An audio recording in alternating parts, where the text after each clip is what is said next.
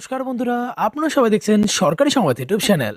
বন্ধুরা, আপনাদের বাড়িতে যদি কোনো বিবাহিত পুরুষ মহিলা থেকে থাকে বা আপনি যদি নিজেও বিবাহিত হয়ে থাকেন, তাহলেই কিন্তু আপনাদের জন্য মমতা সরকারের তরফ থেকে একটি বিরাট বড় সুখবর রয়েছে। হ্যাঁ বন্ধুরা, যেমনটা আপনারা ভালো মতোই জানেন, ভোটে জেতার পর থেকে কিন্তু মমতা বন্দ্যোপাধ্যায় সমাজের কল্যাণের জন্য একের পর এক নতুন নতুন প্রকল্প দিয়ে সাধারণ মানুষের মন জয় করে চলেছে। যেমনটা আপনারা ভালো মতোই জানেন, কিছুদিন আগেই তিনি লক্ষ্মীর ভাণ্ডার প্রকল্প শুরু করলেন। এরই সাথে কৃষক বন্ধু প্রকল্প কিছুদিন আগে শুরু করলেন। কন্যাশ্রী, রূপশ্রী, সামাজিক সুরক্ষা যোজনা সহ একাধিক আরও নানান প্রকল্প তিনি ইতিমধ্যে শুরু করেছেন। তো বন্ধুরা, এবারে তিনি বিবাহিত পুরুষ মহিলাদের জন্য একটা নতুন প্রকল্প শুরু করলেন, যেটাতে যদি বাড়ির প্রধান কর্তা আবেদন করেন, তাহলে কিন্তু তাদের ব্যাংকের অ্যাকাউন্টে এককালীন 30,000 টাকা করে আর্থিক সাহায্য করা হবে। তো বন্ধুরা দেখুন, এই বিষয়ে এখানে হেডলাইনে বড় বড় করে বলা হয়েছে যে সারা রাজ্য জুড়ে চালু হলো একটি নতুন প্রকল্প। বিয়ে করে থাকলেই আপনি পাবেন 30,000 টাকা।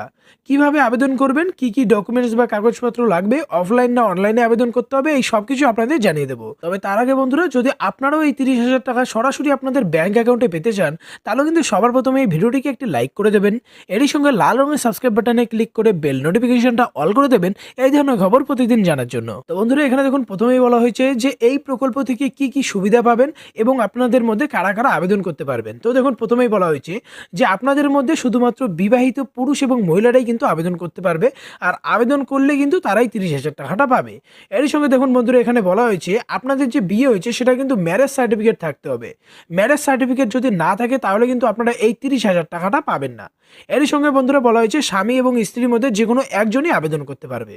এবারে কথা হচ্ছে বন্ধুরা, যে আবেদন কোথায় করবেন আর আপনাদের এই যে আবেদন করতে গেলে কি কি ডকুমেন্টস লাগবে।